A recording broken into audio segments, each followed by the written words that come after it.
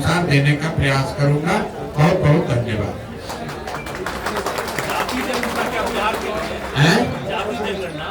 जो बिहार में दावेदारी कर रहे नीतीश कुमार और जो अन्य सरकार है, बोलिए बोलिए, माइक में लेके बोलिए, माइक में लेके बोलो। अभिशाप है बिहार के लिए, क्या अभिशाप है या फिर वरदान? नहीं, जाति की बात कर रहे हैं कि जाति जनगणना की बात कर रहे हैं? नहीं, बिल्कुल नहीं। अभिशाप क्यों है? किसी भी, पहली बात कि बिहार में जो काम हुआ जातियों की संख्या को गिनने का, वो जनगणना नहीं है, वो सर्वे है। जनगणना कराने का अधिकार राज्य सरकारों को नहीं है, जनगणना केंद्र का मामला है। लेकिन उसको आप सर्वे कहिए या जनगणना कहिए, जो सर्वे यहाँ आया उससे कोई दिक्कत नहीं है।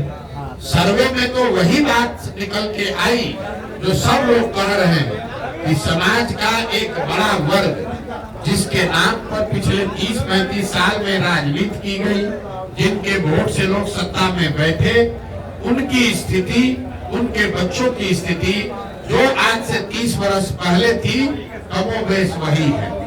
जातीय जनगणना सर्वे का जो राजनीतिक फायदा उठाने की लोग कोशिश कर रहे थे, पिछले 1 साल से हम कह रहे हैं इसका कोई राजनीतिक फायदा नहीं हो सकता है। और उसका परिणाम ये है, आप देख लीजिए कि जातिगत जनगणना और सर्वे को देशव्यापी मुद्दा बनाकर भाजपा से लड़ने का दावा करने वाले नीतीश कुमार खुद ही अपना दल छोड़कर भाग गए भाजपा की शरण में। अगर जातिगत सर्वे का कोई चुनावी असर होता तो नीतीश कुमार छोड़कर भागते नहीं। ये सीधा दिखाता है, कोई भी सर्वे, कोई भी जनगणना अगर आप करते हैं, समाज के विभिन्न भागों के वर्गों की स्थिति के बारे में अगर सरकार को उसके बारे में बेहतर जानकारी होती है तो उसमें कोई नुकसान नहीं है। लेकिन सिर्फ जानकारी हो जाने मात्र से लोगों की स्थिति नहीं सुधरेगी। ये जनगणना का विषय नहीं है। पूरे देश को मालूम है कि बिहार देश का सबसे गरीब राज्य है। ये जानकारी तो सरकार के पास है, तो उससे क्या यहाँ गरीबी खत्म हो गई? पूरे देश को मालूम है कि बिहार सबसे अशिक्षित और बेरोजगार राज्य है, तो क्या यहाँ उससे शिक्षा की स्थिति सुधर गई? ये तो ऐसे हुआ कि आप पुस्तकालय में, लाइब्रेरी में जाइएगा, आपको सारे किताब रखे हुए, उससे आप ज्ञानी थोड़े ना हो जाइएगा, आपको सही किताब पढ़ना भी पड़ेगा। तो जनगणना से जो स्थिति निकल के आई उससे स्पष्ट है कि बिहार में गरीबी, अशिक्षा, भ्रष्टाचार, भुखमरी बहुत बड़े पैमाने पर है। और जिन वर्गों के नाम पर लालू जी, नीतीश जी ने पिछले 30 वर्ष में राज किया, उन वर्गों के लोगों को इसका कोई लाभ नहीं मिला है। ये बात पहले उनके विरोधी कहते थे। जनगणना कराकर नीतीश कुमार, लालू यादव ने वो कीचड़ अपने आप अपने मुंह पर लपेट लिया। ये स्वीकार कर लिया कि जिन वर्गों के प्रतिनिधित्व की, आवाज की, एम्पावरमेंट की बात कर रहे थे, उन वर्गों को पिछले 30-35 साल में कोई लाभ नहीं मिला। ये जो कहा जा रहा है कि सत्ता में जो लोग बैठे हैं, तो भाई ये बताइए कि अगर जो समाज में अति पिछड़ा है, जो वंचित है, जो मुसलमान है, दलित है, महादलित है, अगर उसको लाभ नहीं मिला तो उसके लाभ का हकमारी किसने किया? जो लोग सत्ता में बैठे हैं उन्होंने तो किया। तो सत्ता में 32 साल से बैठा कौन है? लालू और नीतीश। तो अगर हकमारी हुई तो सबसे बड़ी हकमारी लालू और नीतीश ने की है। इनको किसने रोका है? आज अभी सरकार में थे लालू नीतीश, साथ में किसी अल्पसंख्यक को गृह मंत्री बना देते, उप मुख्यमंत्री बना देते। तो जब सरकार बनी तो मुसलमानों के वोट से आरजेडी जो अपनी राजनीति करती है, उन्होंने मुसलमानों को एक भी विभाग नहीं दिया। अभी राज्यसभा में अपना भेजे हैं एमपी, राज्यसभा में किसी मुसलमान को नहीं भेजा। मुसलमानों को भाजपा का डर दिखाकर वोट लिया, लेकिन उनको प्रतिनिधित्व नहीं दी, भागीदारी नहीं दी। तो किसने हकमारी की? भाई प्रशांत किशोर तो है नहीं, कांग्रेस तो वहाँ है नहीं, सत्ता में है आरजेडी, और मुसलमानों ने वोट दिया है आरजेडी को। और उसके बावजूद अगर आरजेडी आपको हक नहीं दे रही है तो आपका हकमारी वही कर रहे हैं। यही हाल नीतीश कुमार ने किया। 15 साल से अति पिछड़ा दलित, महादलित का वोट लिया, लेकिन कितने अति पिछड़ों को कोई विभाग दिया? कितने अति पिछड़ों को सामाजिक राजनीतिक जगह दी, अपने विभाग में अपने मंत्रिमंडल में कितने महादलित को जगह दिया है। आप जरा देख लीजिए, उनके अगल बगल बैठने वाले जो लोग हैं वो किस समाज के लोग हैं, वो कितने अति पिछड़ों को बगल में बैठा है। यहाँ का गृह मंत्रालय, यहाँ का वित्त मंत्रालय, यहाँ का ग्रामीण विकास, जल संसाधन, पथ निर्माण, ग्रामीण कार्य, ये जितने बड़े विभाग हैं इसमें कोई अति पिछड़ा, कोई मुसलमान नहीं है। और इसी अति पिछड़ा और मुसलमान के नाम पर 30 वर्ष से ये लोग राज कर रहे हैं दोनों लोग। तो जब ये जो सर्वे हुआ, ये सर्वे करके जैसे विनाश काले विपरीत बुद्धि, ज्यादा चालाक बनिएगा तो यही होगा। ऊपर वाले ने आप ही के हाथ से ये स्वीकार करा दिया, प्रमाण दे दिया कि जिस 30 साल से मुसलमानों के, अति पिछड़ों के, महादलित के, वंचित के नाम पर आपने वोट किया, उनको आपने कोई हक नहीं दिया। उनकी आर्थिक, सामाजिक, शैक्षणिक स्थिति जैसे 30 साल पहले थी वही आज बनी हुई है। जन स्वराज जो है, क्या जन स्वराज जमीन तैयार कर रही है पद यात्रा के माध्यम से? बिल्कुल होनी चाहिए। मैं पहले भी कह चुका हूँ, जनगणना राष्ट्रीय स्तर पर होनी चाहिए। उसमें जनगणना के दौरान जो जानकारी निकल के आए उस पर ईमानदारी से उसकी स्थिति में सुधार के लिए प्रयास भी होना चाहिए। अब आप स्थिति देखिए, राहुल गांधी आज इस देश में कह रहे हैं कि जाति के आधार पर जनगणना होना चाहिए। उनसे कोई ये नहीं पूछ रहा है कि जब पिछला जनगणना हुआ तब कांग्रेस की यूपीए की सरकार थी, उसमें जाति के आधार पर जनगणना कराया गया। कांग्रेस की यूपीए की सरकार ने उस रिपोर्ट को रिलीज नहीं किया। आपको किसने रोका था रिलीज करने के लिए? आज समाज को बांटने के लिए हल्ला मचा रहे। अरे जातिगत जनगणना तो पहले हो चुका है, उसको रिलीज तो कीजिए। ना कांग्रेस ने किया, ना भाजपा ने किया। ये आपको हमको बेवकूफ बनाने के लिए, मुद्दा बनाने के लिए, समाज में बांटने के लिए लोग कह रहे हैं। 10 वर्ष यूपीए की सरकार थी, जनगणना हुआ है, उस जनगणना के रिपोर्ट को जारी कर दीजिए। कांग्रेस ने नहीं किया। 10 वर्ष से अब भाजपा सरकार में है, उन्होंने भी उस रिपोर्ट को जारी नहीं किया। तो किसने रोका है भाई रिपोर्ट जारी? आगे होगा नहीं होगा आप ये सवाल पूछ रहे हैं। जो जनगणना पहले हो गया है उसका आंकड़ा पहले जारी कर दो। कर्नाटक में जातीय जनगणना करा लो, तेलंगाना में जातीय जनगणना करा लो, तब ना तो लोगों का विश्वास बनेगा। तो कर्नाटक में आपकी सरकार है, आप वहाँ जातीय जनगणना नहीं करा रहे और बिहार में आकर लोगों को अगड़ा पिछड़ा करके बांट रहे। कर्नाटक में कांग्रेस ने वादा किया कि महिलाओं को 3000 रुपया मिलेगा पैसा हर महीना, और बिहार में उनकी अभी सरकार थी, यहाँ पर वृद्धावस्था पेंशन 400 रुपया मिल रहा है। आप बताइए, राहुल गांधी अभी इसी इलाके से गए हैं, आप लोगों ने ये पूछा कि आप गरीब की बात कर रहे हैं, तो कर्नाटक का गरीब गरीब है, कर्नाटक की महिला महिला है, कर्नाटक का बेरोजगार बेरोजगार है, और बिहार का बेरोजगार बेरोजगार नहीं है। बिहार का बेरोजगार बेरोजगार नहीं है। अगर कांग्रेस की सरकार बेरोजगारी भत्ता कर्नाटक में दे रही है, अभी आप तेलंगाना में दे रहे हैं, तो बिहार में आपकी सरकार थी, आपने बिहार में क्यों नहीं दिया? कि अगर मध्य प्रदेश में भाजपा वालों ने लाडली स्कीम शुरू किया है, अगर वहां की महिलाओं को 1500 रुपया महीना मिल रहा है, तो भाजपा अभी बिहार में सरकार में है, यहाँ पर क्यों नहीं 1500 रुपया देता है महिलाओं को?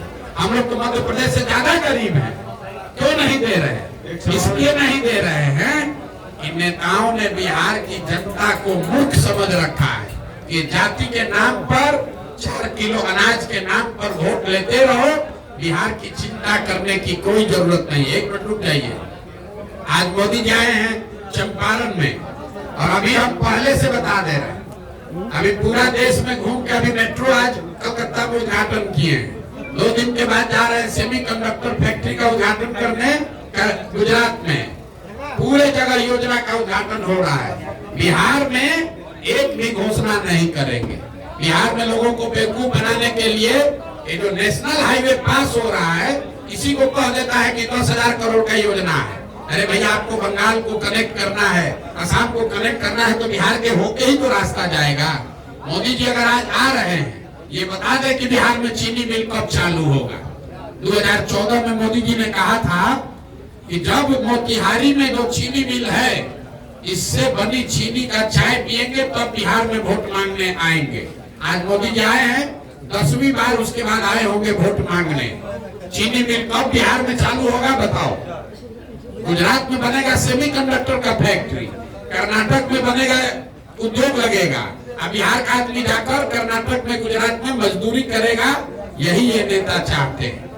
एक सवाल है, आप चुनावी रणनीतिकार रहे हैं, कई बड़ी पार्टियों को आपने जिताया भी है, आखिर जनस्वराज की स्थापना है, क्या विजन आपके लोग आपको वोट करें? ऐसा क्या किया आपने आने वाले समय में लोग आपको वोट करें, आपको विश्वास है?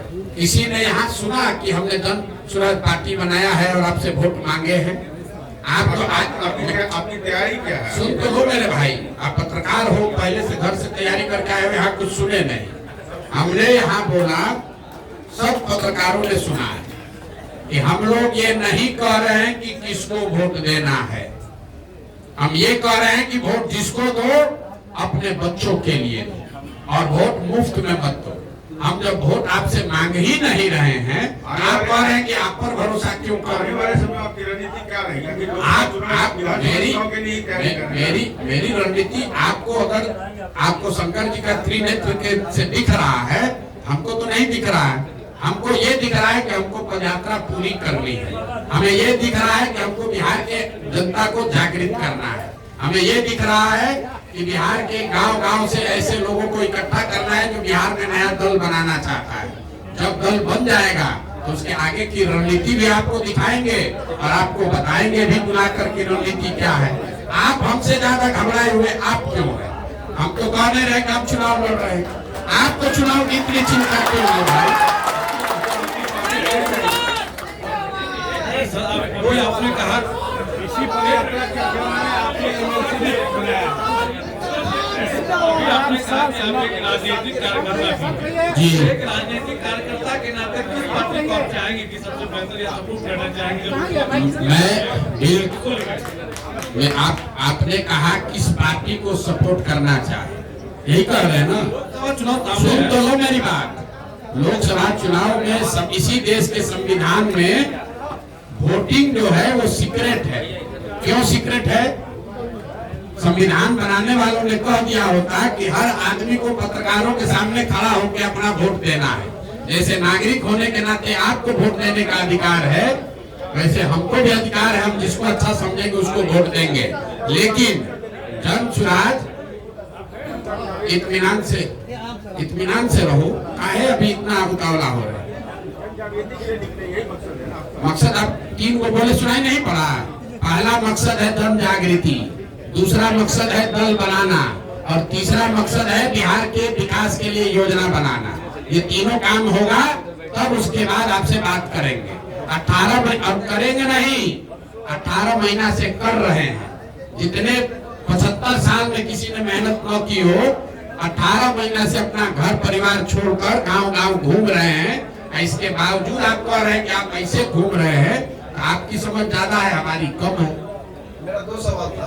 पहला कि आधा बिहार आप घूम चुके हैं जी, क्या आपको इस उद्देश्य से चल रहा है उसका आउटकम दिख रहा है? पहला सवाल बताइए। आउटकम, अगर आपको आउटकम आप क्या चाहते हैं? हमारे जो 3 उद्देश्य हैं, उद्देश्य जो है मुझे ऐसा लग रहा है कि गांव-गांव में जहां पर भी हम लोग गए, लोग इस बात को मान रहे हैं। मान नहीं रहे तो हजारों की संख्या में जुड़ कौन रहा है? अभी हम यहाँ आए हैं, यहाँ कौन जुड़ा है? हम यहाँ कोई सांसद तो है नहीं, विधायक है नहीं, कुछ रेबड़ी बांटे नहीं, गाड़ी बस भेजे नहीं, लोग क्यों आ रहे हैं? गांव-गांव में लोग समझ रहे हैं कि नहीं, अगर बिहार में सुधार करना है तो जब तक लोग यहाँ अपने आप में सुधार नहीं करेंगे तब तक सिर्फ दलों को बनाकर वोट देने, जिताने, हराने से बिहार में सुधार नहीं होगा। दूसरी बात आपने कहा, दूसरा जो उद्देश्य है दल बनाने का, तो जब पदयात्रा शुरू की थी तो मेरा लक्ष्य था कि हर प्रखंड से 20 लोगों को निकाला जाएगा जो नया दल बनाना चाहते हैं। पदयात्रा का लक्ष्य था हर प्रखंड से 20 लोगों को चुनकर निकालना जो नया दल बनाना चाहता है। आज जहाँ पदयात्रा हो गई है वहाँ पर 2000 से 2500 लोग ऐसे हैं जो नया दल बनाने के लिए इसमें जुड़ रहे हैं। आप देख रहे हैं कटिहार में आपके यहाँ मैं आया हूँ, अभी हम यहाँ पदयात्रा किए नहीं हैं और अभी हजारों की संख्या में लोग जन सुराज से जुड़े हुए हैं। तीसरा, आपने कहा कि जो आपको क्या दिख रहा है, हर गांव में जहां हम लोग जाते हैं लोग अपनी समस्या बता रहे हैं, लिखवा रहे हैं, ये समझा रहे हैं कि क्या करने से दशा सुधरेगी। तो मैं पदयात्रा और मेरे प्रयास को इन्हीं 3 बिंदुओं पर जांचता। इसके आगे चुनाव में क्या होगा, कौन सा चुनाव लड़ा जाएगा, जब दल बनेगा चुनाव लड़ेंगे तब उस समय उसको नाप लेंगे। अभी तो इन 3 उद्देश्यों से जो पदयात्रा कर रहे हैं उस पर दिख रहा है कि जनता में इसको लेकर उत्सुकता या बेहतर समझ बन रही है। दूसरी बात हम कहना चाह रहे थे कि आपको चूंकि पॉलिटिकल एनालिसिस करते हैं, राजनीतिक रणनीति कर रहे हैं, तो अभी जो सुप्रीम कोर्ट फैसला दिया है इलेक्ट्रल बॉन्ड को लेकर के 10 मार्च तक SBI को दिया है कि वो रिपोर्ट चुनाव आयोग को देगी, लेकिन SBI कल डिमांड कर रहा था कि हमको जून तक का समय चाहिए। आप क्या इसके बारे में समझ? भैया, जो लोग इलेक्टोरल बॉन्ड के बेनिफिशियरी हैं, इसको ध्यान से सुन लीजिए। जिन लोगों को इलेक्टोरल बॉन्ड का, जिन पार्टियों को सबसे ज्यादा लाभ मिला है, वो क्यों चाहेंगे कि चुनाव से पहले ये पंडोरा बॉक्स खुल जाए कि किस पार्टी को किस उद्योगपति ने पैसा दिया। इसीलिए आप देख रहे हैं कि SBI जाकर ये कह रही है सुप्रीम कोर्ट में कि इसको जून तक का समय दिया जाए ताकि लोकसभा का चुनाव निपट जाए, जीत कर लोग आ जाएं, जिसको जीतना हारना है हो जाए, उसके बाद रिपोर्ट लिखते रहिए, बहस करते रहिए, कोई सुनने की बात। ये तो स्पष्ट है कि जून तक का समय मांगने का क्या मतलब है। भाई, जितने लोगों ने बॉन्ड खरीदा है वो जानकारी कंप्यूटर में है, अगर SBI चाहे तो उसको 1 मिनट में जारी कर सकती है। जी, आप ब्लेम कर रहे हैं कि नीतीश कुमार, प्रधानमंत्री मोदी को बनाने वाले भी आप ही हैं। आप चुनावी रणनीतिकार रहे हैं और कांग्रेस से आपकी बात नहीं बनी, उसके बाद जो है आप यात्रा पर निकले हैं। तो जब आप आज ब्लेम कर रहे हैं, उनको बनाने वाले भी आप हैं। ठीक, पहली बात तो आप हमको जरूरत से ज्यादा महत्व दे रहे हैं। अगर हमारे ही हाथ में है कि हम किसको प्रधानमंत्री देश चुनेगा तो हम यहाँ गांव में क्यों बैठे होते, जिसको चाहते उसको प्रधानमंत्री बनवा देते। तो ये भ्रम मत पालिए। दूसरी बात, आपने ये कहा, ये आपका कहना जायज हो सकता है कि जिन लोगों का आपने पहले साथ दिया आज उनका विरोध क्यों कर रहे हैं, वो सही सवाल है। वो इसलिए दे रहे हैं कि 2014-15 के नीतीश कुमार जिनकी हमने मदद की और आज के नीतीश कुमार जिनका हम विरोध कर रहे हैं, इन दोनों में जमीन आसमान का फर्क है। 2014-15 में जिस नीतीश कुमार की हमने मदद की थी, वो नीतीश कुमार की छवि बिहार में सुशासन बाबू की थी, एक ऐसे प्रशासक की थी जो बिहार में सुधार लाने की प्रक्रिया में कुछ प्रयास कर रहा है। आज नीतीश कुमार जिनका मैं विरोध कर रहा हूँ, वो उस नीतीश कुमार का विरोध कर रहा हूँ जिसकी छवि कुर्सी कुमार की है, पलटू राम की है, जो सिर्फ और सिर्फ अपने कुर्सी पर बने रहना चाहता है, जिसको बिहार के विकास से कोई लेना देना नहीं है।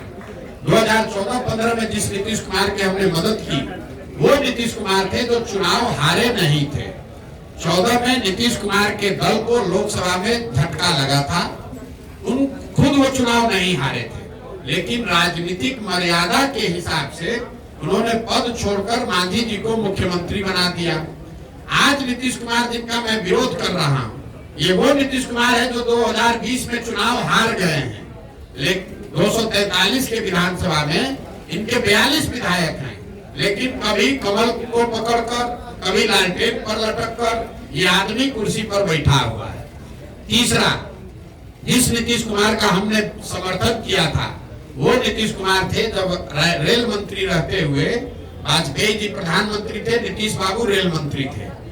जब गैसल में रेल दुर्घटना हुई, पश्चिम बंगाल गैसल में 285 लोगों की मृत्यु हुई, तो नीतीश कुमार ने अपने पद से इस्तीफा दे दिया था। उस नीतीश कुमार की हमने मदद की थी।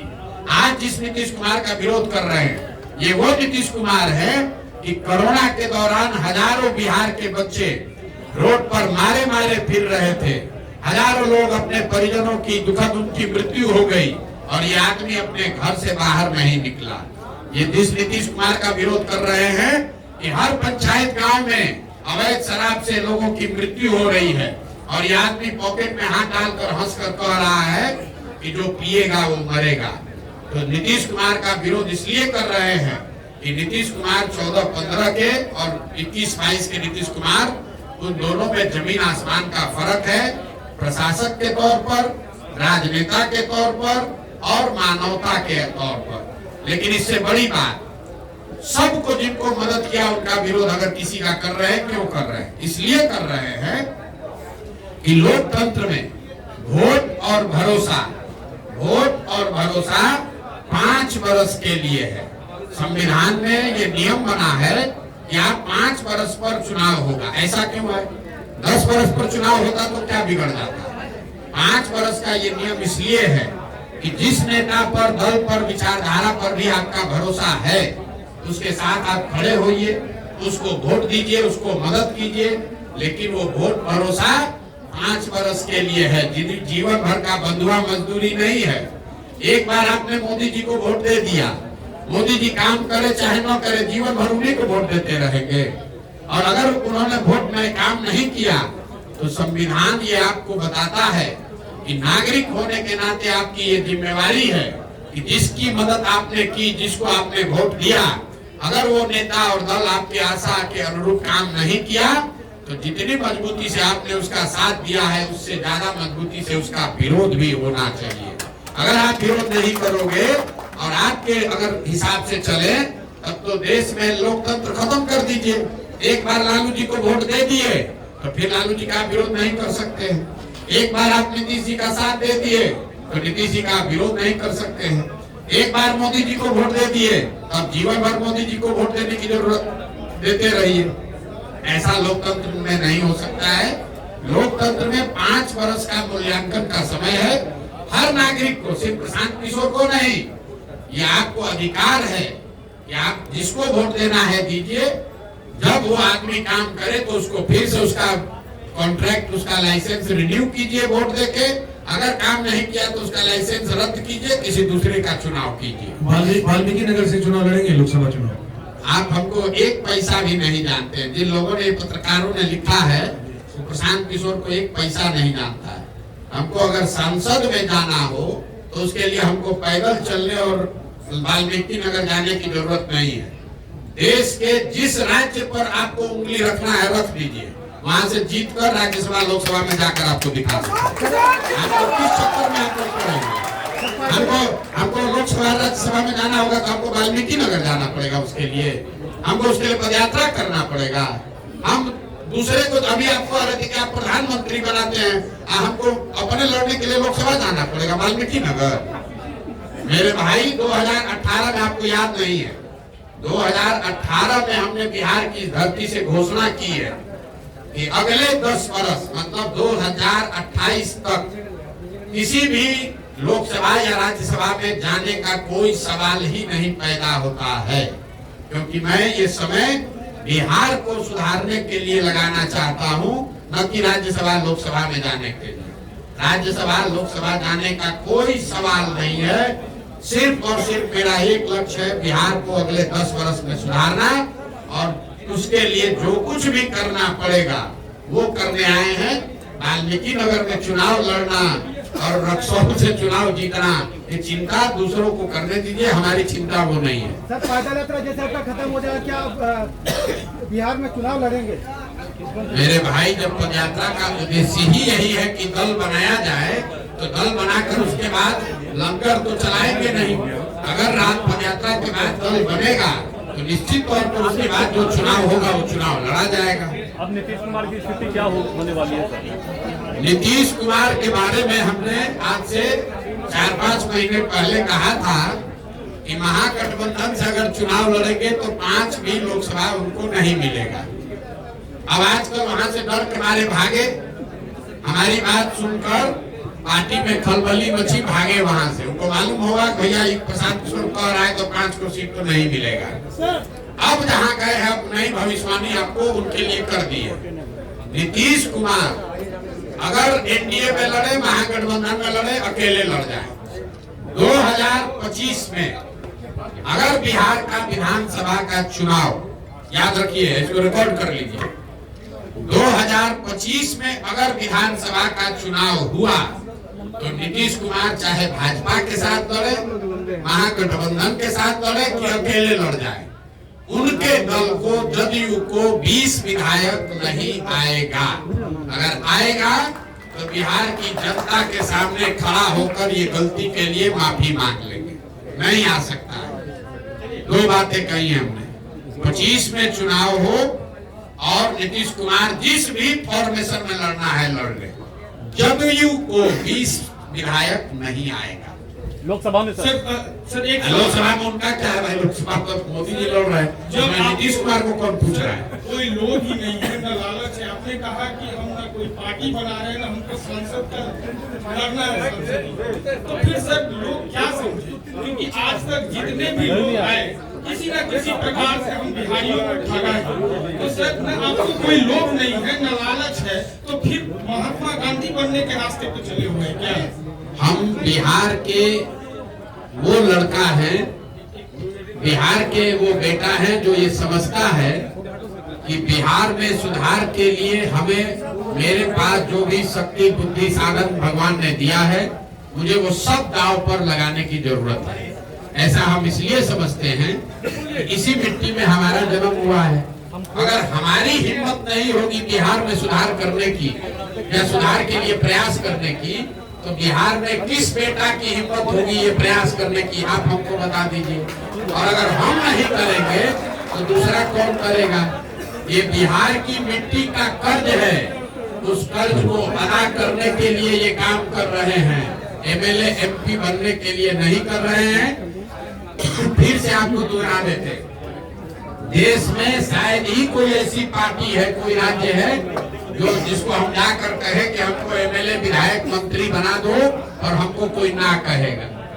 लेकिन हमारा लक्ष्य वो नहीं है। हमारा जीवन का लक्ष्य है अगले 10 वर्ष में बिहार को देश के 10 अग्रणी राज्य में शामिल कराना, और उसके लिए जो कुछ भी करना पड़ेगा वही करेंगे। जब हम आकर ये अभियान शुरू किए, आप में से बहुत सारे पत्रकारों ने कहा अरे कितना दिन चलेंगे, ये तो भाग जाएंगे। 18 महीना से चल रहे हैं। आप भरोसा रखिए, यहाँ खड़ा होकर देखिए, अगर 18 साल भी लगेगा तो भी पीछे हटने वाले नहीं है। आप प्रशांत किशोर को नहीं जानते, आप प्रशांत किशोर को नहीं जानते। एक बार जीत करके ठान लिया तो दुनिया की कोई ताकत हमको इससे हिला नहीं सकती। सर कोई नहीं हिला सकता। सर एक सवाल है सर, प्रशांत किशोर है कौन? यहाँ बिहार के बेटा है। दूसरी सवाल, पद यात्रा या पद के लिए यात्रा? मेरे भाई एक ही सवाल को कितने बार घुमाओगे? लगातार पूरे देश में कहीं न कहीं यात्रा का दौर चला हुआ है। कभी न्याय यात्रा, तो कभी जन विश्वास यात्रा, तो हर लोग कहीं न कहीं अपने पद के लिए यात्रा कर रहे हैं। तो आपकी यात्रा को क्या समझा जाए? अब आपकी समझ पे मुझे हंसी भी आ रही है और तरस भी आ रहा है। हम 18, आपने कहा कि देश में कई यात्राएं चल रही हैं। कौन आदमी देश में 18 महीना से गांव-गांव चल रहा है, उसका नाम बता दीजिए। कौन आदमी चल रहा है देश में गांव-गांव जिसका कोई दल नहीं है?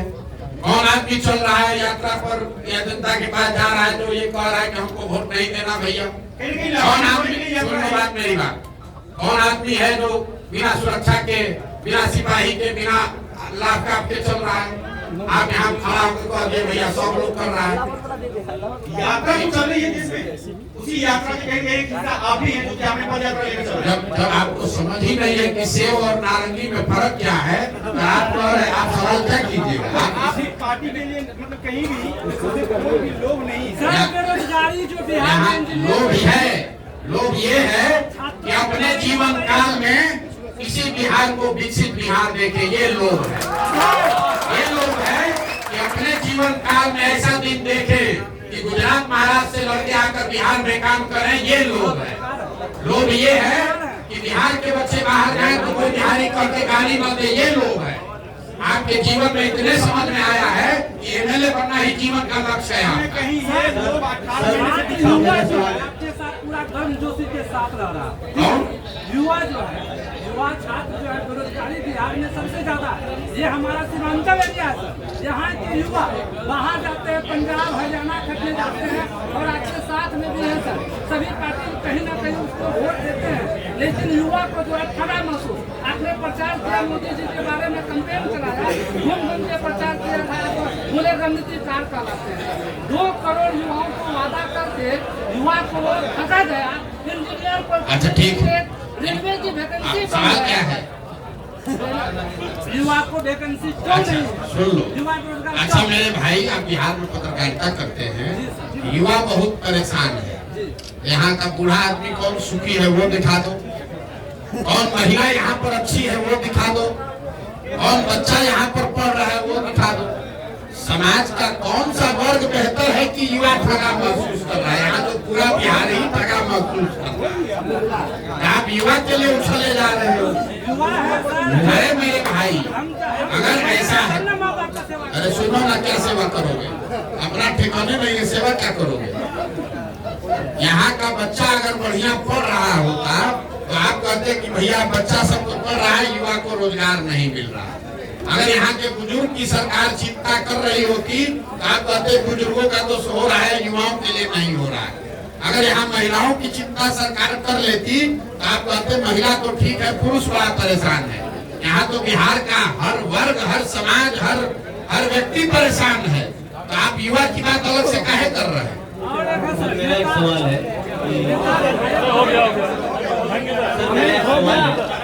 कि विगत